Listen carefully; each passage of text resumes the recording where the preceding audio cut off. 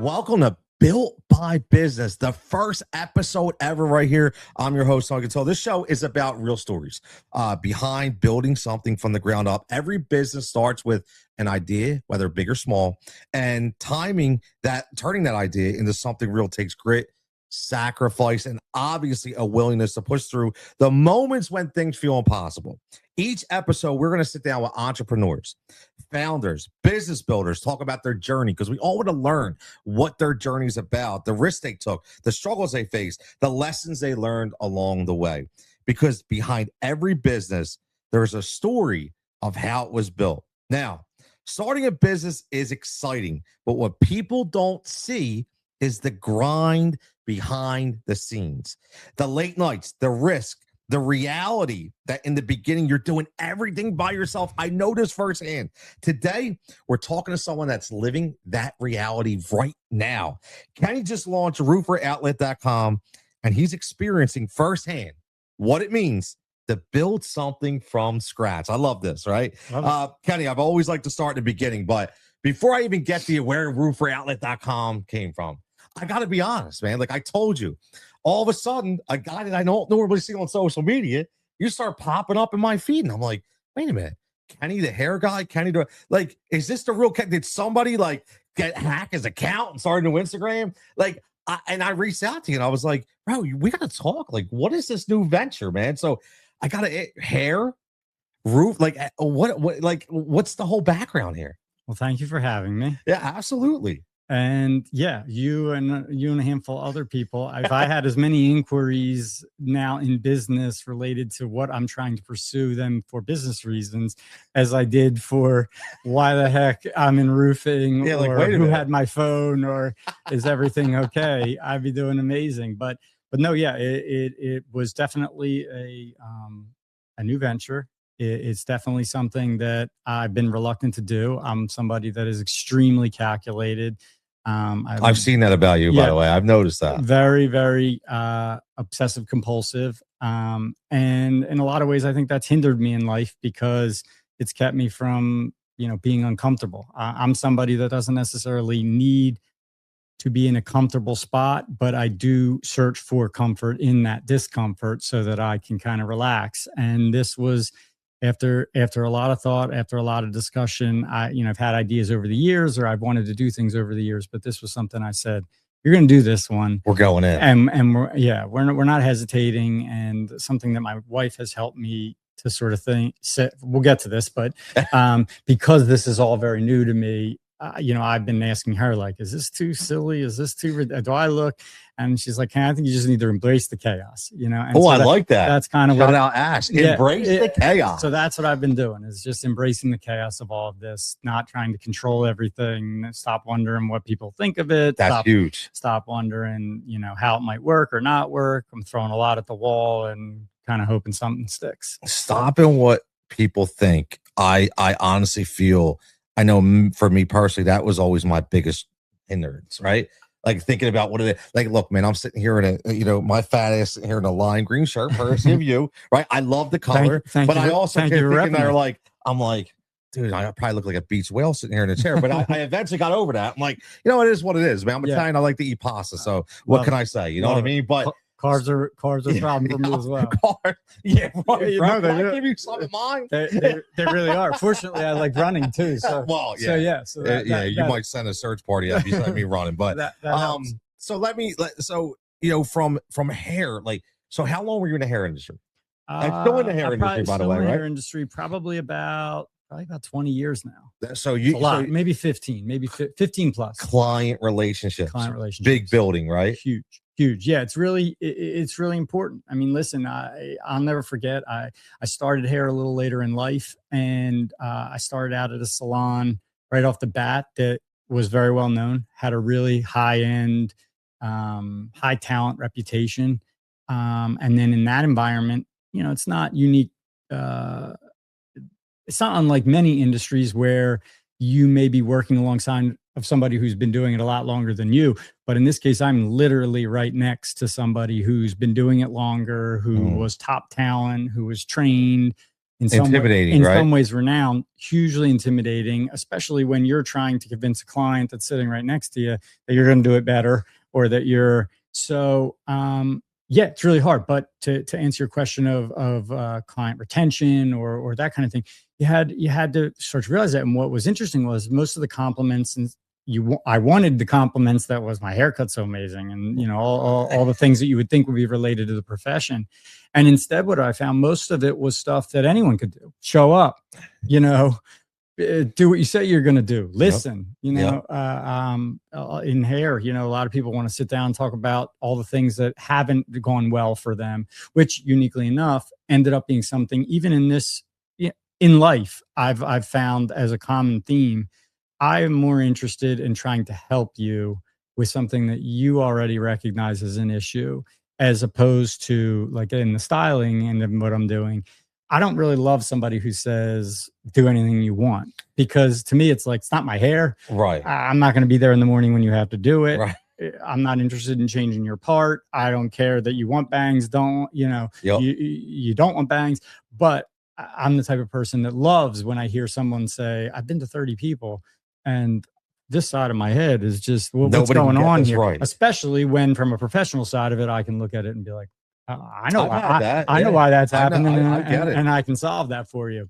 So yeah, again, getting back to what we were saying about the retention side of it, I realized, wow, like, if I just listen and do those handful of things that so many people are unwilling to do, it's going to make me elite right off the bat, And so part of what maybe brings me here even is to remain a little bit quiet. In that industry, a lot of people like to talk, a lot of people like to share. Yes. And I was very reserved because, one, that's my nature, but two, I started to realize that in relationships, those are the things that get used against you when things aren't bad or when things aren't good. Yep. And so I was really, I keyed in on that pretty quickly too, because if you tell someone a funny story about you or what you're doing in a wild weekend, in the moment they love it because you were on time and you were doing all that. But you can't tell someone that you were partying 3 weeks ago, in Vegas, and then call out and have them not be like, I don't think Tony's really sick. Tony has a temperature, but it's not huge. It's not from the flu. No, you're right. You're right. So that was also something that I was able to utilize along the way to kind of grow myself and grow a following. And then I don't know if we're heading this way, but let's go. Let's parlay right into it. I kind of knew that I didn't want to die at the salon that I was at, and I was starting to sort of lay plans for how I could leave or what I could do. Even that, again, a bunch of my close friends had side bets saying, you're not going anywhere, you won't do it. And I, frankly agreed with them because I wasn't going anywhere. And I probably lasted a lot longer than I should have there if I had just trusted myself. And then COVID came along. And because I was already sort of interested in how I would exit, the problem was I didn't really want to leave before I had something else to leave to. And that's proper planning, by the way. And some of that, again, on the planning side of it, you wind up dotting too many I's and crossing too many T's. True. But I really knew that something was coming. I didn't know exactly what. And that if it did and that opportunity presented itself, I was going to be ready. And then COVID came along. And, obviously I didn't see that coming. But what was interesting about that opportunity was I had my client information. I knew the people that sort of cared about me and that I cared about. I was very calculated in what I got from them so that I was sort of in control of that. And then there I was with a bunch of time on my hands, like a lot of people, saying, what am I going to do? Yep. And to be honest with you, I was laying low like everybody was, at least in the beginning, thinking I'm waiting and wondering. Yep. And then all of a sudden my clients organically started to say, hey, it's Tony, I'm not saying you're comfortable, but I am, just so you know, I am. So that was a weird time, man. Very weird. Very weird time. And so eventually, because I had the time to get out and do some of that business prior to really considering it a business, at that point in time, I was doing it more out of wanting to help in that time and being willing to help in that time. But then I found myself in a circumstance where I was again saying to my wife, like, why would I go back? Like I have everything that I'm doing. I have control of it. And what I even found too, which was shocking, and this is not to disparage the salon I was at, but I thought my clients would look at it as a loss because I wouldn't be able to offer atmosphere. I wouldn't be able to offer certain things. But again, I had a unique client base that was busy, a unique client base that had the space. And so I didn't really grow that business as much as I did just pivot it. So instead of doing it out of the salon, I started to go to do hair at their homes. But that's big because I've had other people, and I do a no sideline series about people in like the sports media industry. And one of the conversations we always have is, it's a very volatile business. And it's like, before you're ready to jump into something else, you should still somehow find a way to continue to do something while you're building that other thing. So like what you said, it's like you pivot it, but you were like, I'm just not going to be like done all together and just start this venture. You're like, let me pivot. I could do it on a different scale and then start doing another venture. Yeah, 100%. And for me, the easy thing would have been, not easy thing, but the thing that I was most aware of was hair. So anyone that has known me long enough that this is not the first time I've changed hats as well. So I kind of wanted this one to be a little more lasting. I kind of wanted this one to be the final hurrah. I wanted this one to be slightly more unique because a lot of the business styles that I had been I'm doing currently and even previous were a certain type of business that I kind of wanted to get away from. And mainly my business now is referral. It's very boutique and niche. And I wanted to kind of get to something that I could advertise to the masses and be sort of unapologetically or open to the public. And I never was that. So that was where that came from. And the reluctancy was only that I would trust myself and able to do it. And really the motivation came from a close buddy of mine. Okay. Again, one of the betters saying that I would never do it. Who was looking to step into a new business venture himself. And I'll give him credit for the idea. I don't know whether he found it from somebody else or not, but his idea was to try to find an existing business, purchase that business, and in particular from a boomer, from somebody on the retirement side of things, who, because of their age, probably wasn't automated, probably didn't have the tech side of the business, probably wasn't postured for growth. And so when he started saying that brings me to about a year or so ago, I started saying to myself, that'd be a cool idea. But I've always been somebody that has never really been a dreamer. I'm not really goal oriented. Okay. Even with this, I'm not particularly goal oriented. I mean, in some ways you have to be when you're investing because it'd be silly to be not be, right? 100%. But I'm more somebody that I'm happy to be someone's Robin. Okay. I'm happy to be, and by that, I don't even mean that you have to be in my business, but if you know marketing, I'm more than happy to have you, submit to you and say, what do you think? Right. I'm not someone that needs my name on the door. You're not a power ego trip kind of guy. No, which is very unique for somebody who has an AI avatar now. Yeah.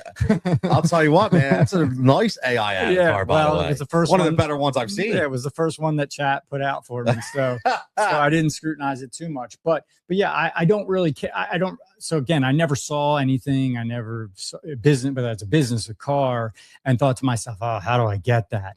My brain processes it as, it'd be really cool to have it. I might want to drive it sometime. Be nice to live in a penthouse. But I'm not really the person that would game plan how to get it. What's my 5-year? But we used to get asked that in the salon that I worked at. 5-year plan. My 5-year. That's so cliche, man. All the time. And it's like, this is the dumbest question ever. More clients, like who would answer anything differently? Make more money? Yeah, I mean it's obvious. So again, I really was trying to be in a situation where it was calculated. I knew what I was going to do or how I was going to do it, but that I was going to trust that I was going to step into a level of uncomfortability and kind of open yourself up. Right. Open. I mean, if you've opened, I gotta be honest with you, bro. Like, and you're laughing. It's like I told you first, I said, I watched the blooper reel. And if anybody, when you're listening it's at Kenny with Roofer, right? On IG. On IG. And you'll notice the avatar, the AI avatar, and YouTube, and TikTok. Listen to you, social media maven over here, bro. Absolutely. Yep. No, it's funny because that is if you're not used to it, it's a very uncomfortable setting. Yeah. And I love the blooper reel that you did, Mm. showing like, this is me. Like I'm not. This Yeah. isn't what I do. Yeah. Right. Yep. And that takes cojones, man. Like, and even though people say at our age we shouldn't care what people think, and but you know what, man, the internet is a very rough place at times. You know what I mean? Yeah. So I don't care how old you are, you still have a conscience, and you're sitting there saying to yourself, I have this business that I'm starting. Yeah. I want people to trust me. I want to show myself. However, this is what I have, right? Like, this is who I am. Yeah. But I'll be honest with you, I've learned more about chip brushes and plastic streak wrap. I've learned more about that and zinc screws. And I'm like, that is pretty cool, man. Yeah. Like, and me again, too, look, right? Me too. And you too. We got the gloves here. We got the, roofreality.com. Yeah, we got my little swag going here, right? You know, I'm glad you brought me to bigger sizes, because I will tell you, it's funny. Last year, my coaching, my assistant was Mr. Athletic. He was still playing soccer. Yeah. And I remember the uniforms would come in, and we ordered the coach's shirts. And the president sent him an email and said, hey, what size coach shirt you need? And I see this dude go, medium. I say, yo, bro, who wears a medium? Yeah. Can I get a medium? Whisper that or write it on a paper over my arm, bro. Can I get 2 mediums? Yeah. Like, so, nah, man, I appreciate it as always. But obviously we talk about, I know your challenges, right? Yeah. And it's getting out of that comfortability, right? Yeah. Social media, filming everything, but also it's the time management. 100%. Right. Yeah. So before we even get I underestimated that. How did that, how are you juggling, man? Because that's hard. Yeah. And to tie a bow on it, just to get us to more to date, to finish answering what you had asked me, that idea from my friend put me in a position where I thought, what about if I just, whether I buy an existing business, whether it's in hair, through a salon or some type of business tied to hair, or whether I would do something completely different, like I ended up doing. The idea was, I'll use the sales of these other businesses as the inspiration for what's out there. And so I started to meet with different people as if I was interested in buying their business. And it's not even that I wasn't going to buy them or wouldn't consider buying them, but it didn't matter whether it was listed for $10 in a sale or $10 million. I was emailing them as if I had the money or was capable of doing it. And getting as far as I could in those emails to be like, well, you were trying to figure out what the process is like. Not only the process, but for me, the vision. It was those people had done the vision. Okay. They already had the business. It was existing. And so in some sense, it would be plug and play, not only for their business, but also for me, it was the goal. It was the vision. And then the hope would have been, in any of these businesses, I could have taken them and grown them, whether it was through, again, automation or something like that. So getting back to the new question of time and stuff, I completely underestimated. We all do, man. We all do. The time. And I have a ton of respect, because while I have had experiencing running my own business, in some cases, even at the salon, you're your own subcontractor kind of, and you're representing yourself while you're doing it under the umbrella of the salon. This is crazy. This really is crazy. In particular, when I decided to embrace the social media, I feel like I'm more of an influencer, reluctantly, than I am anything else. Right. And that's just been wild to me. It is wild. But and it's not that I didn't know this in concept, but it's crazy how much it's necessary. Because in 3 months, it's been a little bit tricky, because at some levels this is part-time still. I'm split. I'm trying not to abandon the hair business. And in some ways I can't yet.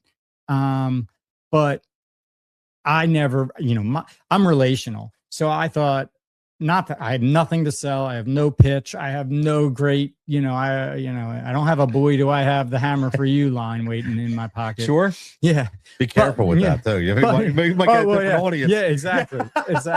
Well, I'm very tempted to sell feed pics as well, because they work. It'd be a heck of a lot easier than what I'm doing now. Yeah. Especially because mine are pretty mangled. So if there's an audience for it, I could. You'd be surprised. I could show it to. You'd be surprised. But yeah, it's wild to me, because I thought, I'll get to know Tony in the roofing business, and he's going to fall in love, not because I'm great, but just because that's what I can do. I can do the relational side of it. I may not know what he's using the tool for. He might have 30 years ahead of me that I'm going to have to catch up on, but I can do the part of meeting somebody or being in front of them and sort of conversation. Yeah. And to be honest with you, they may as well be, presidents with Secret Service staff and all that other stuff. It's very hard to reach these people. And so that's really where the reluctance to embrace the social media came in. And, again, I'm not telling anyone that's listening or you anything they don't know, but it's wild who it reaches, even interestingly enough, I had relatives reach out that I had told, almost even in some sense reluctantly, and I'm not going to get into why, or I don't like the idea of like using people, or right. So I was really hesitant for that reason. But I had people that I had told the vision to, or told them what I was doing, and then when I did the videos, they were reaching out like, "Oh, you're doing roofing products," and I'm like, I just told you that. I just told you that at dinner the other night. I told you that at Christmas. But I also think I get it, because in some ways, it creates a visual sort of portrayal. When you see the hammer, when you see the roller, when you see the roller frame, you kind of get it a little bit more. And not that anyone really completely gets it, which maybe we'll get into.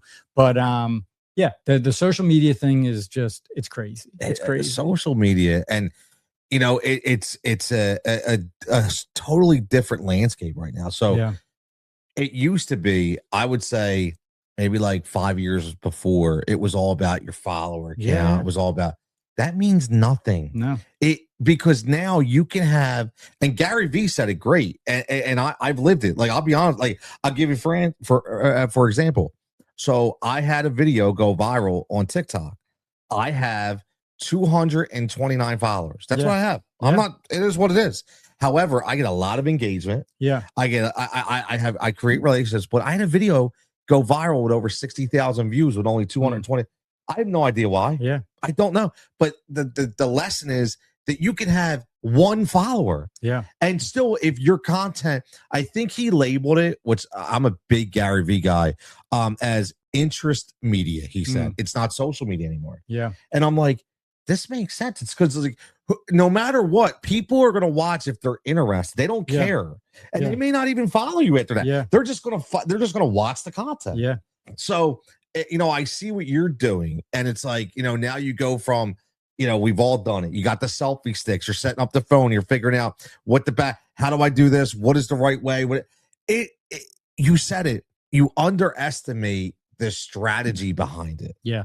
And I think that's if people just think you pick up a phone, and I get it. You pick up a phone, record a video, that's great. However, when you're trying to build a brand and a business, you have to have a strategy behind it. Yeah. And I think that's one of those things you were underestimating. Yeah, 100%. And it's not even that I didn't know it was coming. It's just that, I haven't really struggled with adapting. So I kind of thought like, oh, whatever this throws at me, I'll absorb it. I wasn't afraid of the time from the standpoint of, spending it. It was more, how do you use it well? Where to use it. And then of course, the more people that you invite into that discussion, the more opinions you get. You walk to person A and they'll tell you it's got to be with your hat on. And then person B is going to be like, one thing I want to tell you is never wear a hat. And you're like, wait a minute. Great. Yeah, but we must be watching similar content, because I've seen a lot of that. I mean, heck, when I saw something recently that was like, if you're not posting 50 times a day, you're under posting. I'm like, geez, I was struggling to get one video out, And so in this environment that, again, I'm trying to learn and adapt and get better at. Yeah, I'm not good at it. I'm admittedly not. And you're better than you think, bro. Come on, give yourself some credit. Well, I got to tell you, like I may have mentioned this to you off air, but you'd be hard pressed to find me in a photo prior to this. So, I agree. Yeah. And so, hold on real fast. I think before you had the avatar, you didn't have any photo at all. No, and I still won't or wouldn't. Right. Because that's when I was like, is this real? Yeah. and showing my face came actually, again, from the opinion of somebody else who was saying, because at first I was using somebody that was helping on the back end side of it with some meta ads and search optimization and all of that stuff. And again, I know I mentioned this to you, but again, not to disparage anybody, but I really felt like I might not know what he knows, but I know I can do it better than he's doing it. So I want to say something on that. Yeah. And I didn't say this, and this isn't your own personal experience, but just for anybody listening out there. Yeah. I highly recommend I've been in marketing and PR for 15 years. Yeah. If you don't have anything, you shouldn't be going after that in the beginning. And what I mean by that is I take it for instance. So I'll have an author reach out to me. I work with a lot of authors, and they'll say, "Hey Tony, can you help me with material to sell my book or get me on, radio?" And I'm like, "Okay, what do you have?" And they're like, "What do you mean?" And they're like, "Well, what do you have?" And they're like, "Well, my book's on Amazon."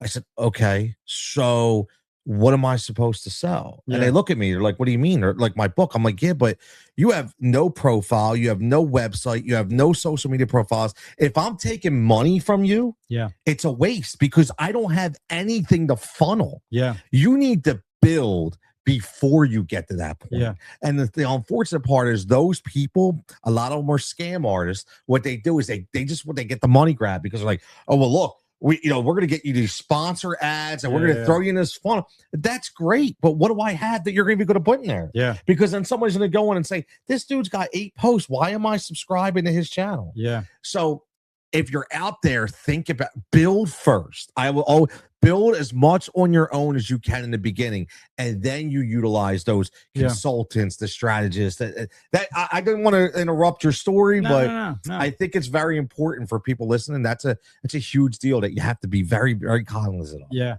And for me, I guess the only reason why I didn't do that is because I did have the product, right?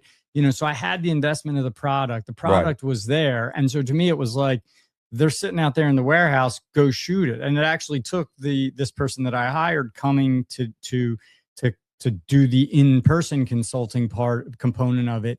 And he was like, "All right, let's go shoot some content." And I looked at him like, "Wait a minute, what? Shoot some content? Again, it's all sitting out there. You're welcome to it.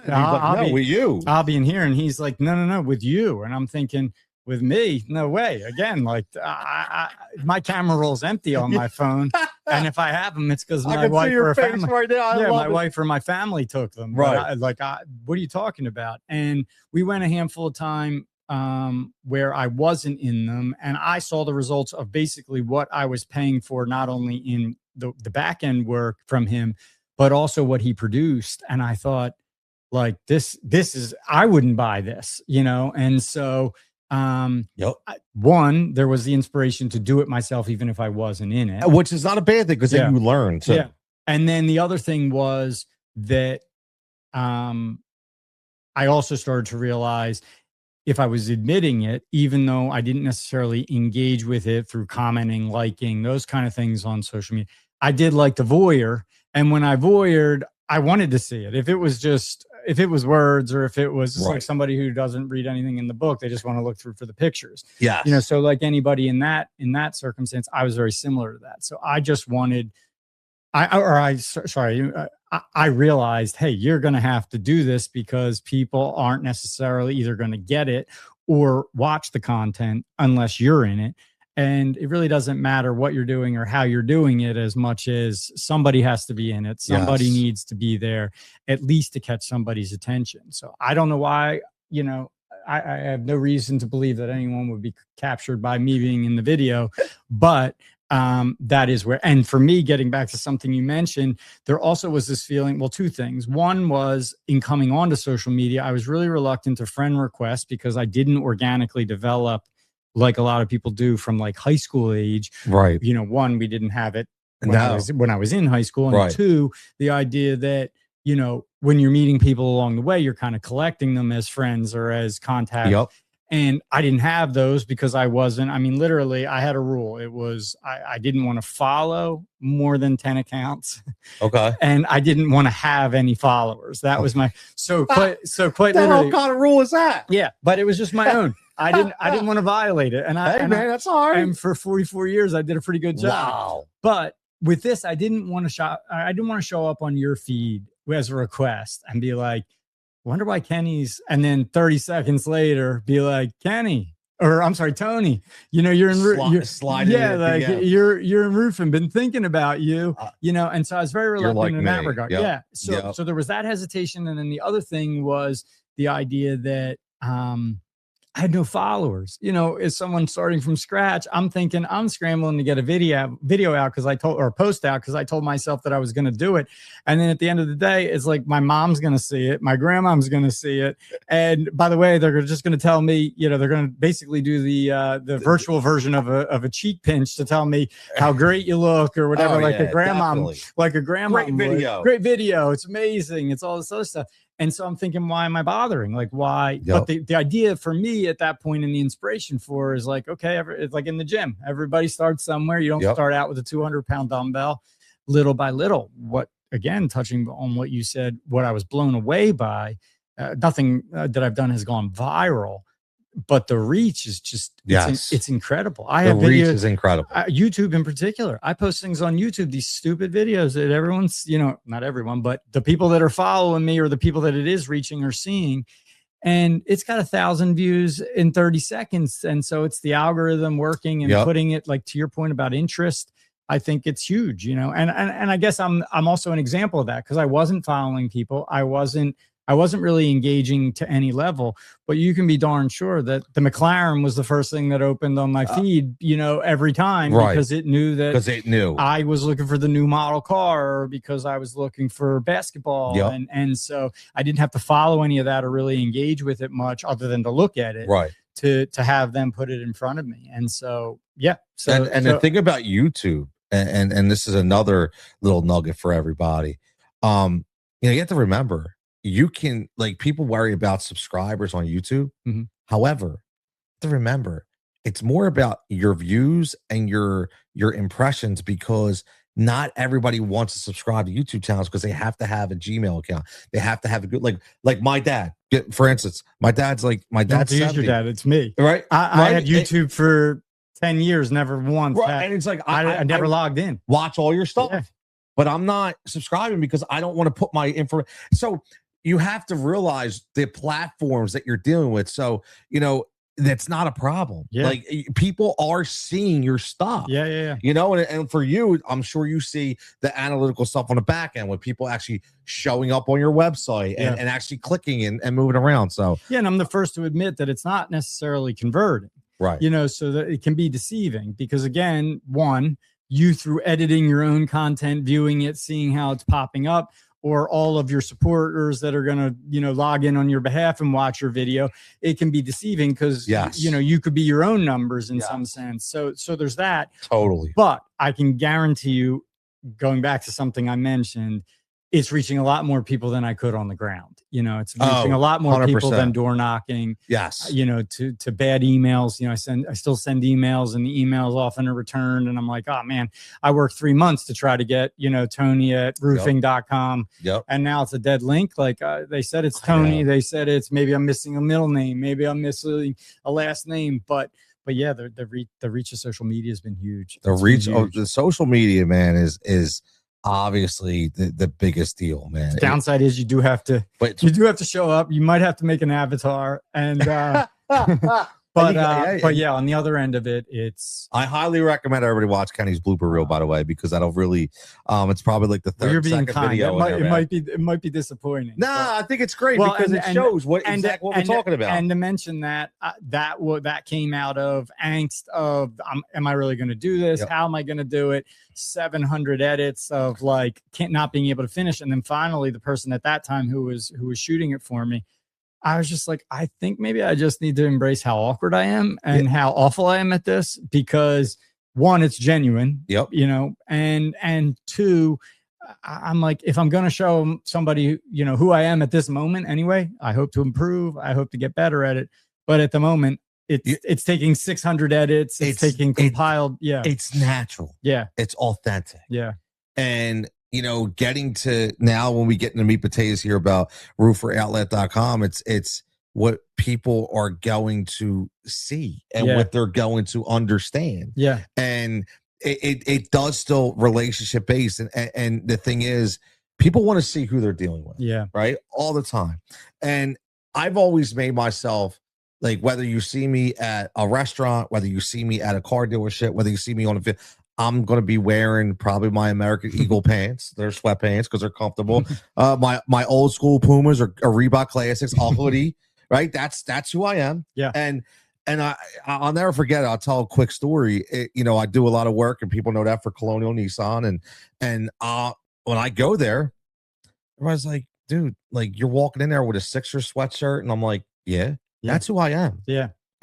If you can't see who I am, like I don't need to wear a suit and a tie. What does that matter? Yeah. It's all about what's up here, right? Yeah. So I commend you for that, because that's important. Because listen, we're gonna get into it. You will do self deliveries. Yeah. Well, people want to know. No, that's that guy.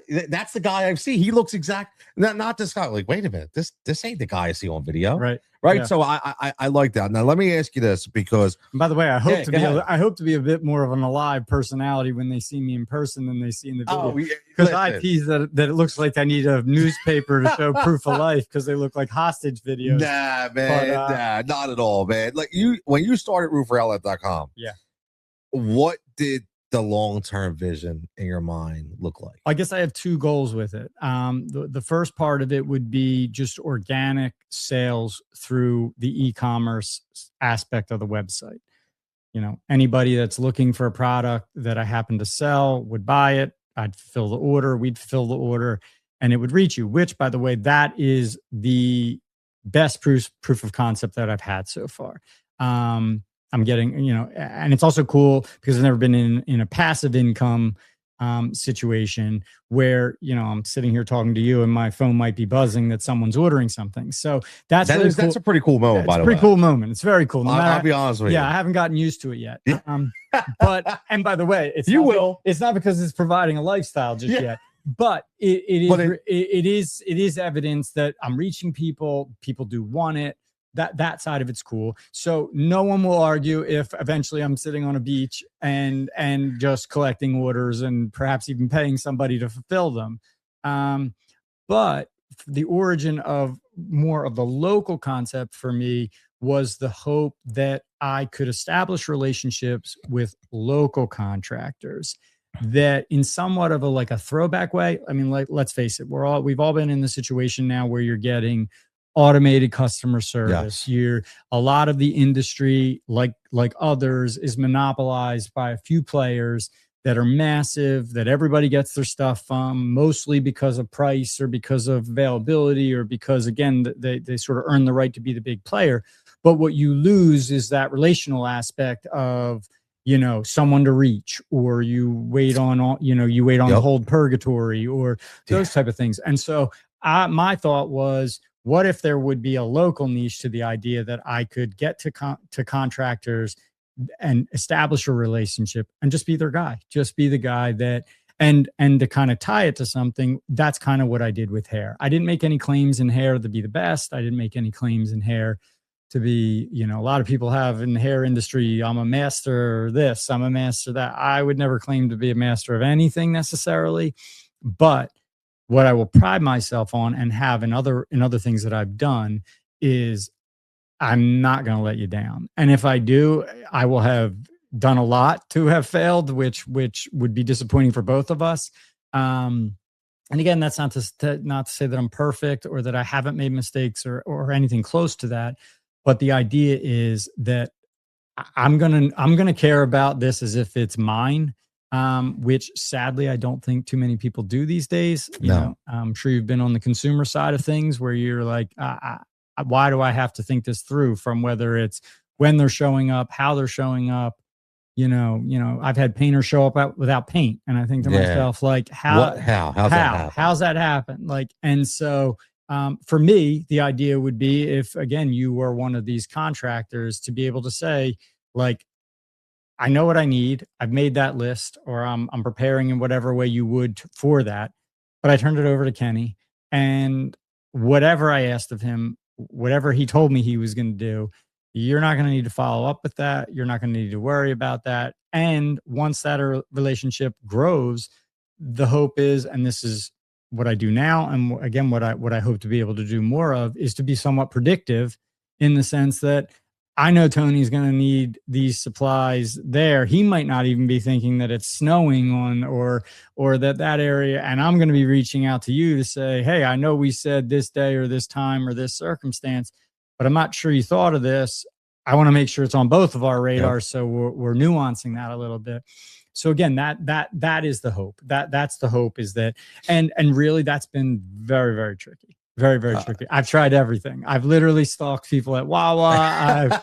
I've done cold visits, cold calls, cold emails. I've done warm visits. And I just think that, you know, again, not unique to just this specific place. People that have been in business for a long enough time, they get stuck in how they're doing it, or the way they do it, or the person they have, or the contacts they use. And it's kind of hard to bump them off that. And frankly, I may have said this to you, but I'm not even looking to disrupt people's systems completely. The way I've referenced it is, I'm not even necessarily looking to be your main chick. I'll be your side piece. Everybody needs a side chick. Yeah, exactly. Like, no, I'm just kidding. Relax. No. But honestly, like, that guy might not be kissing your neck. I'll kiss your neck. You know, like whatever it is. What is he not doing? What is he not doing? I'm gonna take care of it. What is he not doing? Be careful. Yeah, and even the idea that, like, a lot of people want to tell you that they're the cheapest, or they're the it's the lowest. So not about that. And honestly, first of all, in a global market, I don't know that that's even possible to guarantee somebody that you're the cheapest. I used to actually even say it in the video, like, you know, why do this or why pay that? And I quickly abandoned it, because I thought, you know what, if someone wants to take the time, they're always going to be able to find it for less. What I can say, and this is from the consumer side and from the business side of it, even in hair, there's typically a justification. It's typically not an apple to apple comparison. And it is with tangible items, with searchable items. It's a very hard thing to make the claim of too, because in such a connected space that we now live in, you can find the hammer that I'm getting, whether I'm giving you the information or whether you have it now in your hand. You can do enough research to find out that it is the exact hammer, let's say. But what I'm finding on this side of it, from my side of it, is maybe you paid shipping in that scenario. Maybe in my side, I was able to save it. Maybe the starting price on theirs was enticing, and then by the time you got to checkout, you realized you weren't going to have it for 2 weeks or whatever. So again, I'm not making the claim that I'm the best at all of those things, but typically I've found that price is a bad way to just baseline make a decision. I'm not saying I don't want to be price competitive. No. I'm not saying I would want to gouge anybody, but I used to say it in a different industry that I was in, that, listen, I'm going to make money. I hope that you're able to make money, but I'm not going to put my kids through college on one of these sales. I'm not looking for the home run, right? Especially because in these, again, under the idea of being relational, I hope that these people keep coming back. So I'm happy to hit singles with you. Absolutely. Let's keep rounding the bases, man. Yeah. Like, and it's almost like I'll give the example of car insurance. Yeah. Now, I've had the same provider for 20 years. And people go, bro, they're one of the most expensive ones. I said, listen, I'm going to tell you something. Whenever I had an issue, whether it be my homeowner's car, I didn't have to sniff.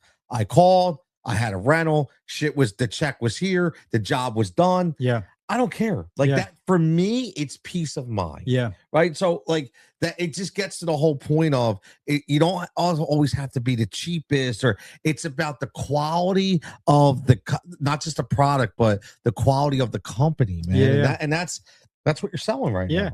And it's true. And again, this is not a pitch, but I really, my nature doesn't allow me to care less. Like, that's an expression that I really don't even know how to wrap my head around. I like because of the way I am. I only care. Yep. I've been told I care too much. Yeah. It would be, I'm saying you, like when I started my marketing and my PR company, all I ever heard was, Tony, you care about the people too much. Yeah. And I'm like, well, guess what? If that's the case, then then it's going to be my failure, because I don't know any other way. Yeah. Because I always, when I do something, I'm like, I want to think, if I was in that situation, if I was paying money for a product, if I needed help with something, I would want what I'm giving. Yeah. No less. Yeah. That's the only way it could be. And it sounds like that's exactly the way you are as well. Yeah, I don't know that I've been great at monetizing that in a way. A lot of people would be saying you're undercharging for what you do or how you're doing it.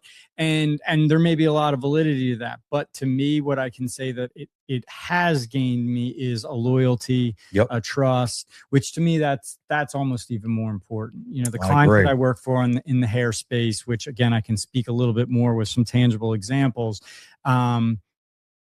They trust me. I have their garage codes. I meet their kids at the school bus. I'm there for them and they're there for me. It's not always, if I were to look at it from an hourly standpoint or a transactional standpoint, justified. But they haven't gone anywhere. Yeah. Baldness has taken them from me and financial flexibility, but I have yet to lose a client because of something I've done. I'm not balding yet, so I'm good. Yeah. I'm good. Yeah. So let's do this as we kind of wind us down a little bit. I call you up. Yeah. I say, hey, Kenny, I saw your video, and I want to get these screws, right? Yeah. So walk me kind of like through a transaction. The hope would be that if you were a roofer, or a contractor, correct? Actually, you helped me out there. Yeah, I watched the videos, brother. Yeah, we went came in under the name Roofer Outlet, and then quickly realized that kind of pigeonholes us. But at least in how it's represented in print or through some of the advertising. But the hope would.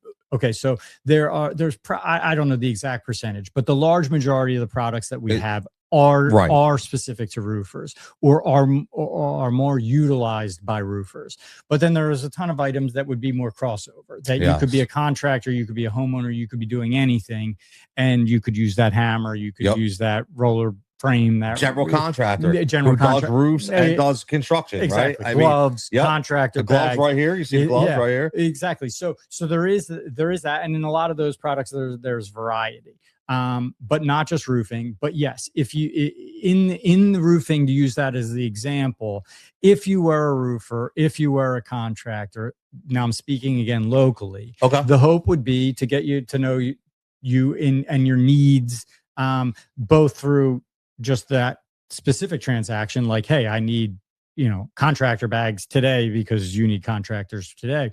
But also as we work together longer, I know the type of, like, for instance, in hair, if Tony texts me, because I've been doing your hair long enough, I know you don't want it on a Tuesday. I know you can't do it on a Tuesday. Yep. I know you can't do it in the mornings. I know you don't have to tell me that anymore. You don't have to tell me where you live. You don't have to tell me. Right. Like, I've figured all those things out. So by the time, without you specifying, I'm not offering you a Tuesday night, or I only am offering you a Tuesday night because you need it. And that's the kind of that's the kind of awareness that I'd hope to have or gain with these contractors is what they're doing, who they're supporting, how they're doing it, the type of work they're typically doing, and then fulfill that, be somebody that they can rely on. Now, if they're close enough, the hope would be I don't even need to ship it. I could deliver it right to them, right to the job site. And even in certain cases, which I started to say on some of the videos, is kind of like, don't even get off the roof. Like, I was just going to say that I'm on the roof right now. I'm putting up shingles. Yeah. Right. And I'm like, damn, you know what? I forgot I need specific nails, or I need a hammer. Yep. I don't even have to get off the roof. Yep. So what you're saying is I pick my phone up. I can literally call hey, Kenny, need a hammer right here. It's local. And you go, got you. That's the boom. Warehousing the stuff in Willow Grove. So there's a lot that's local to the Willow Grove area, in this region. But you do ship, just so everybody watch. But you do ship. Absolutely. Do ship. And I don't necessarily have to talk to all of you, I shipped an order today to California. No clue. Nice. No clue who that is. No clue how or why. Well, maybe I do know the back end date on that, but in theory, I didn't need to know them. I didn't need a relationship with them. It went to them. They got it. They were happy with those type of orders. Even that, like, again, we've all been waiting to get the notice that your order's in process or that your order's shipping. All of those things. Our hope is that if we get it by 1 p.m., we're gonna prepare that package. It's gonna be in UPS's hands by the end of the day, and it's out of my hands. Right. I can't guarantee every time they're gonna deliver. Listen, man, UPS is a different animal. But from my side, from your part, even in the most recent snowstorm, I bumped this. Even in the most recent snowstorm, Now, again, we're small enough that I'm able to do this right now. Right. And hopefully I grow to a point Hopefully where you scale. And guess what? maybe this isn't happening in exactly the same way. For right now, it's a great example. But UPS told me that, due to inclement weather, and I'm like, no, 3 people ordered. I told them that if they get the order there, it happened on a Monday. It's a weekday. I can still get there. I love driving in the snow. I was like, I'm going to go, and I want them to at least see their order was fulfilled, this day. Not only because I said it, but it's in my nature anyway. That's makes me feel better. Makes me feel better. I only would have laid in bed and wasted the day anyway. So getting back to answering your question, but for the local side of it, the hope would be that whether you're got one truck and only need a small number of items, what would be huge for us is the connection for people that are supporting either a larger staff because of their business size, and or people that are working with the applications of disposable products. Because for those, again, if you went on the website, you might find those chip brushes you alluded to, that let's say they're $1 to $3 items. That if you're buying one of them and you live in California, I'm not going to have a very successful business on that side of it. But again, as a recent example, I had someone in Maryland yesterday buy, and he bought 160 of those chip brushes. Because he's got a crew. Not right. By the way, I don't know him. I have no idea how he's going to do it. But his email was a roofing email. It's at whatever, Tony@roofing.com. So the thought is he's probably not the end user or a homeowner. He's not just somebody who needs one. But for us, that would represent somebody who I would love to foster that relationship, because there's a good chance if he needed 160 of them, he's going to need more in the future. And to the local people, that would be really cool. It'd be cool to make connections with people that are using things more regularly, whether it's a disposable glove, whether it's contractor bags, and different roofers do different applications. And some of those applications don't call for some of those reusable items. For instance, if you're doing a lot of shingle work, you might not need some of the chip brushes or trowels or rollers or roller frames, because you might not be doing tar. And I don't even want to sound like I know too much. That would be dangerous. But there are different applications that you would be using more or less of the disposable items. So for the frequency need would be different person to person. But that's the hope, would be the connections with those people. It's a lot harder than like I said, than because those people are used to it. But really what I'm asking for from those people is just a shot. It's just one person that's going to say, what do we say? You need one? Yes. Need one. Yes. I just need one. And not that I haven't gotten it slightly, but I would like more of that, because for me, not only will it be something that will be more financially rewarding, but I think it's going to be more fulfilling, because the relational aspect of it is really what I like. I like the idea that I'm going to have the opportunity to think those things through. So really one person, for the idea, even for that person to be able to say, why are you still wasting your time running around to this place or that place, or dealing with low inventory or a short variety of, product options? One spot, one place, you can do it while you're. What's your CTA now? My CTA now is either skip the supply run, let Kenny handle it, or let Kenny do it. Yes. Or skip the supply run, rooferoutlet.com. I love it. Yeah. And by the way, just so it's not threatening to anybody, they'll need at this point the supply houses, because I don't have the larger items. I don't have the shingles. This is a bad pitch of the business. No, but I don't want to talk about what I don't have. But it's honest. I don't have the larger stuff, and that's just a square footage issue, because you need a larger facility. You need, if you're going to have, you need the sales to get to that point. If you're going to carry shingles, you need it in every variety. Yes. You need this make, you need that make. So space becomes an issue. So that's really why the way I've said it is, if these guys are in supply houses, or if you've ever gone in a Sherwin-Williams as a consumer, most of the items are the front side of the counter. Most of the items are the small, what I'd like to call like either essentials or support items for the job. It's not the larger stuff. So they're still going to have to go there, because they'll need to get, or they're still going to do the ordering for the large items wherever they have been. But again, the hope is that I could be the guy that would get them that, whether it's because I can, I'll say this quickly, I'm fine tuning it as I go, and the opportunities that I have to get better suppliers, even from my side. A lot of these people, as you know, in sort of the flow or chain of sales, it touches 19 different hands. And so a lot of people are marking it up along the way. Oh, yeah. Where we're able to justify it, we're making contacts to buy direct. So a lot of these tools now, it's actually the Vimo Pro that we have. It's a line that we're expanding every day. That instead of a Stanley, 25-foot measuring tape, we're able to do basically the same exact measuring tape. It doesn't say Stanley on it, but it's going to still give you accurate measurements. I can save you on that, especially, and that's not so big of a deal if you're buying one Stanley measuring tape. No, but if you're buying a bunch, but if you're buying it for your crew, you're buying it for, and so we have examples of that where we're able to say, okay, people are buying contractor bags. They're saying that one ripped or that one's a little cheaper. Let's bring in different ones. Let's make sure that the one that we're going to settle on or we are going to have variety, because there are different applications or different ways that one may be better than the other. So we're doing those things as we learn too, to be in a position where we're able to say, more than just the bottom line figure. Yep.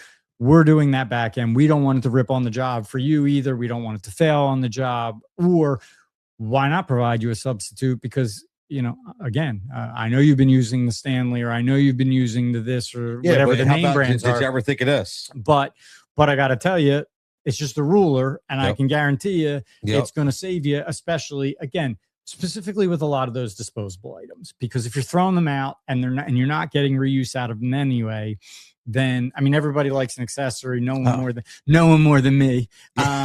So there are times where that would be justified. I want the boutique version of the item, but if you're blowing through items and you're throwing it out at the end of the day anyway, then me as well as you have a vested interest in finding that for as little as possible. Absolutely. And so I like it, man. So let's have a little fun ending here. Okay. I'm gonna put you on the spot. Yeah. I do with all my shows. I do a little rapid fire, right? Okay.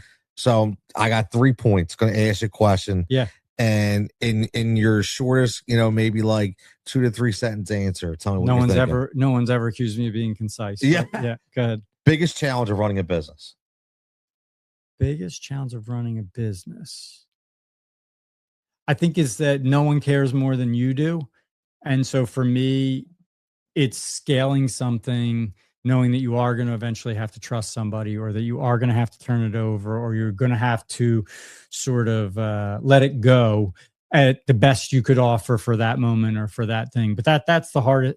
In a quick response, that's the hardest for me. No, there's no wrong answer. Yeah, no, but maybe if I thought maybe when on the drive home, I'm going to be saying to myself, shoot, this is the biggest thing. Nah. But what I've noticed in past business and now is just the idea that I know how much I care. I know how much I want it. And sometimes I mentioned this to you the other day. Like, you just got to be like, I gave it everything I could. You for feel that day. Comfortable. Yeah. Like I've always said that. I've always said, listen, if I sleep at night, no matter what happens, as long as I can say I did everything I could, no regrets, man. Yeah. Like, at the end of the day, best piece of advice that you've received. It's going to sound cheesy, but to keep it specific to this, if you're not uncomfortable, you're not growing.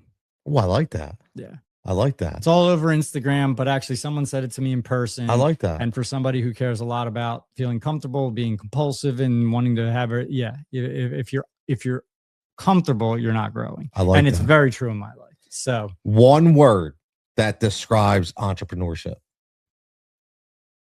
It's a tough one. Hustle. Oh, hustle. I like that. It's true. Yeah. Do you ever remember the one of my favorite movies of all time, Hustle and Flow? Did you see Hustle and Flow? I know exactly the movie reference, but again, as family could attest, I lived a sheltered upbringing, so okay. I did not have. See, I'm a hardcore. I didn't have cable. Man. I didn't have music. I didn't have any of those things that were so. No, I know what you're referencing, but I never watched it personally. That's great, man. Yeah. It's cool. Hustle is such a very underutilized word, in my opinion. Everybody talks. A lot of people say grind. A lot of people, but hustle, because you don't stop. Yeah. Your mind doesn't shut off.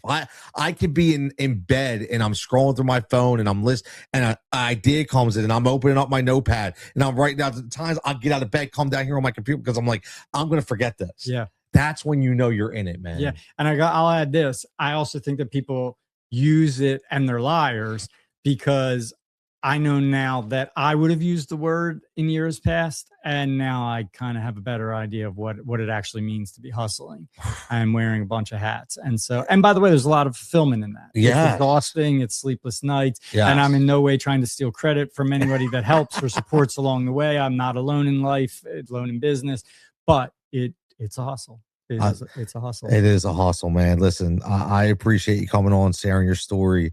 Starting a business takes a ton of courage, man. And honestly, I appreciate you wanting to hear. Oh, yeah, dude, this is great. And rooferoutlet.com is just getting started, bro. I can guarantee you Roofer Outlet is just getting started. I'm not going to let this tank.